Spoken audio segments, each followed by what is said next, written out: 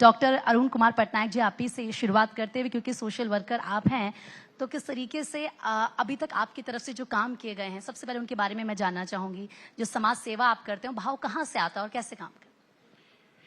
देखिए, समाज सेवा की जो भाव है, मुझे तो ये मेरी माता से ही मिला है। कारण ये है कि जब मैं 3 महीने का था तो मेरा पिताजी का मृत्यु हुई। तो माँ क्योंकि पढ़ी लिखी नहीं थी तो एक स्कूल में चपरासी थी। तो जिस स्कूल में वो चपरासी थी उसी स्कूल में मेरा दाखिला हुआ था। तो मेरे समक्ष जब वो मेज साफ करती थी, घंटी बजाती थी, लोगों को पानी पिलाती थी, लेकिन उसमें एक भाव था कि कभी भी वो अपना दुख को मेरे समक्ष प्रस्तुत होने ना पाए, तो उस मुस्कान के साथ, उस समर्पण शक्ति और उत्साह के साथ वो कार्य को करती थी। और वो बताती थी कि कार्य हमारा सेवा है और हमें निरंतर लोगों की सेवा करना चाहिए और इस भाव को आगे बढ़ाना चाहिए। तो मुझे ये बचपन से ये प्रेरणा माँ से मिली थी और मैं बचपन से ही गुरुकुल में, क्योंकि मेरी विद्या मैंने ग्रहण किया, तो मैंने सोचा कि जीवन में मैं कुछ ऐसा करूं समाज के लिए। क्योंकि आज लोग तालीम तो ग्रहण करते हैं लेकिन तहजीब उनके डिक्शनरी से विलोपित है।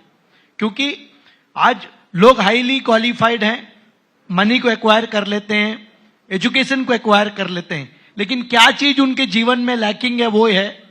क्योंकि बड़े कहते हैं कि money without A morality, science without A knowledge, work without an experience and dream without a realization and ultimately your education without character is merely waste। अगर इस देश का अच्छा निर्माण की अगर हम कल्पना कर रहे हैं, हम चाहते हैं कि जिस प्रकार अभी महानुभावों ने बात किया विकसित भारत के बारे में, इन सब के बारे में, ये तब संभव होगा जब हमारे में चरित्र का निर्माण होगा।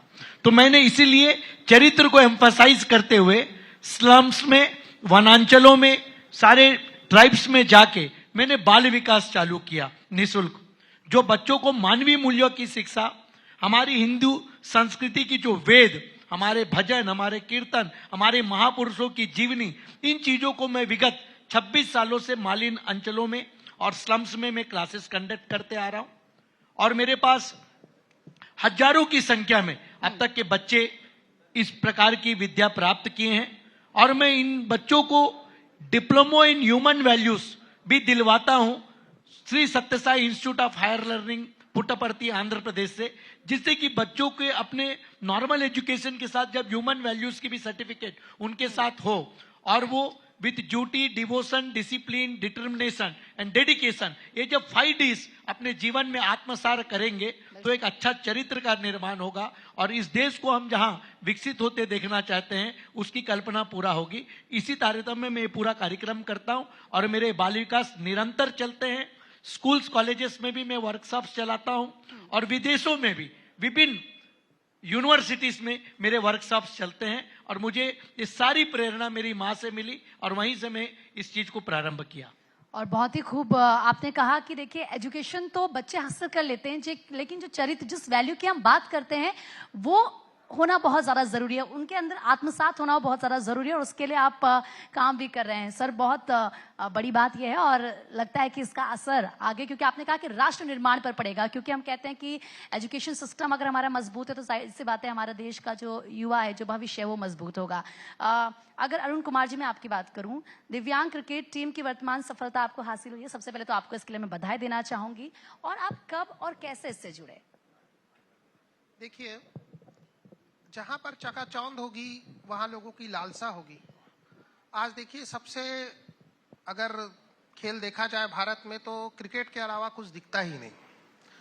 निश्चित रूप से ये ऐसा खेल है, लोगों को प्रेरित कर रहा है, लोग खेल रहे हैं, लेकिन उसमें से एक चकाचौंध के बीच वो वर्ग छूट जाता है जो कहीं ना कहीं दिव्यांग है। उनके खेलने की इच्छा, उनका कोई स्ट्रक्चर, उनका कोई टूर्नामेंट कैसे होगा, किस तरीके से हम करेंगे, इस बात को सोचते हुए हम लोगों ने दिव्यांग क्रिकेट की शुरुआत की। लेकिन इसको जो अंतर्राष्ट्रीय मंच, जिसकी आपने मुझे अभी मुबारकबाद दी, ये आदरणीय बीसीसीआई के president mister Jayesh Shah sir और डीसीसीआई के president mister Ravi Chauhan sir, उन दोनों की प्रेरणा से आया। और आपको बता दूं, बीसीसीआई के चेयरमैन मिस्टर जय शाह साहब इतने काइंड हार्ट है फॉर दैट डिसेबल मैन कि उन्होंने अपने लिए ये तय किया कि आम जिस तरह से क्रिकेट खेलते हैं उसी तरह वो डिसेबल क्रिकेट को प्रोत्साहित करेंगे। इसी क्रम में छत्तीसगढ़ से उन्होंने हमको बुलाया, बताया, रवि चौहान सर के साथ में मिलाया और एक ऐसी परिणति तैयार हुई है। देखिए कि पिछले माह फरवरी में नरेंद्र मोदी स्टेडियम में इंग्लैंड और इंडिया का पहली बार इंटरनेशनल दिव्यांग मैच खेला गया, जिसमें इंडिया की टीम ने 3-2 से विन हासिल किया। आप सोचिए, आज विराट कोहली को आप 6 मारते देखते हैं, कभी ऐसा देखिएगा इसी छत्तीसगढ़ के इंटरनेशनल ग्राउंड में कि एक हाथ का बच्चा 6 मारेगा। वैसे ही सोचिए क्या मोटिवेशन लेवल होगा, क्या स्किल होगा उनका। एक पैर से लंगड़ाता हुआ बच्चा आता है, एक बैसाखी लगा है और वो उतनी ही तेज गेंद फेंकता है जैसे आम लोग फेंकते हैं। कहीं ना कहीं ये एक ऐसा काम है जिसके लिए मुझे लगता है बहुत मोटिवेशन की जरूरत है। इसलिए मुझे लगा कि इस काम में आगे बढ़ना चाहिए। हर आदमी का जीवन का एक ध्येय होता है। जब हम बात करते हैं विकसित भारत 2047 की, देखिए अभी मुख्यमंत्री जी बताए कि लगातार उनके यहाँ परिपाटी थी कि इतने सारे विधायक ये थे। कई जगह पर आप जाएंगे, हिसार में जाइए, आईएएस की परिपाटी है, उनके घर में 15-16 आईएएस है। ऐसा कोई परिवार मुझे बताइए जिनके घर में 2 या 3 प्लेयर होंगे।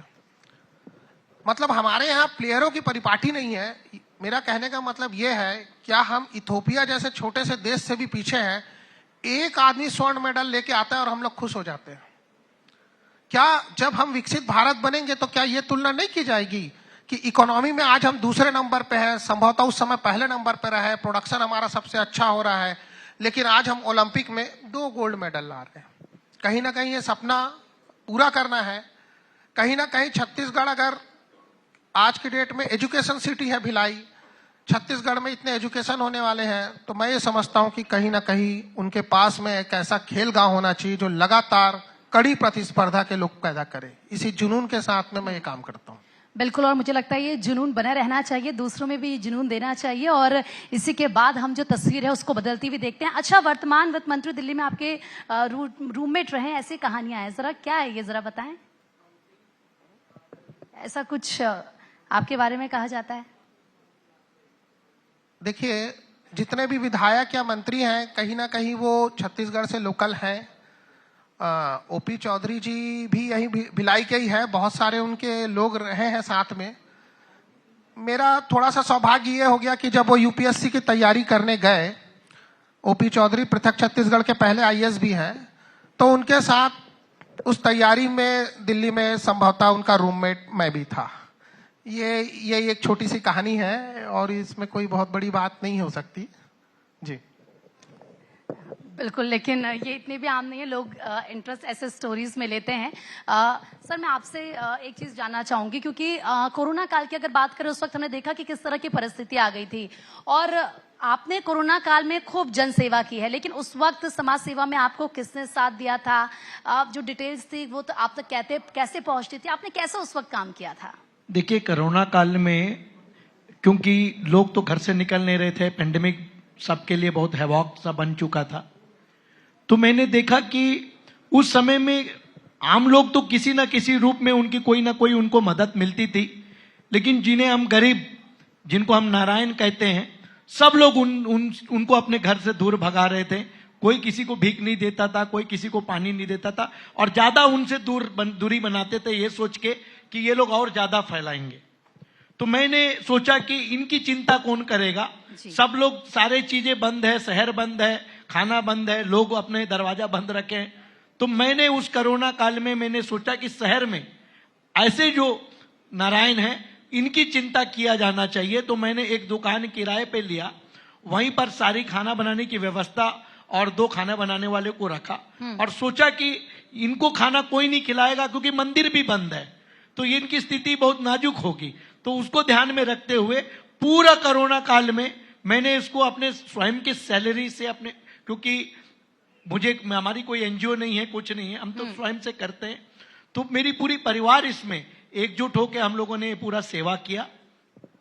उसका मेन रीजन ये है कि मेरे घर में आज भी सिस्टम है कि सवेरे जब माँ जब हम लोगों के लिए खाना बनाने के लिए करती है, तो सुबेरे ही एक मुट्ठी हर परिवार का सदस्य ज्यादा खाया है ये सोच के वो एक अलग ड्रम में निकालती है, जिससे हमारा साल भर में बहुत चावल इकट्ठा होता है, बहुत दाल इकट्ठा होता है। पूरी परिवार का हम लोगों का यही कार्य शुरू से चलते आ रहा है। जैसे कि हम हमारे वनवासी आश्रमों में भी हम साल में मकर संक्रांति के दिन बहुत सारा धान संग्रह करते हैं और उसको भी वहां भेजवाते हैं, और साथ में जो साल भर में हम जो धान इकट्ठा करते हैं इससे इन गरीबों की सेवा हो जाए, ऐसा हम कोशिश करते हैं। तो पेंडेमिक के समय में हमने इस प्रकार की सेवा देने का भरपूर कोशिश किया। मैं तो आपको पहले भी बताया जी जी, क्योंकि मेरी बचपन गरीबी में बीती, में एक झोपड़ी में रहता था जिसका किराया 12 रुपया हुआ करता था।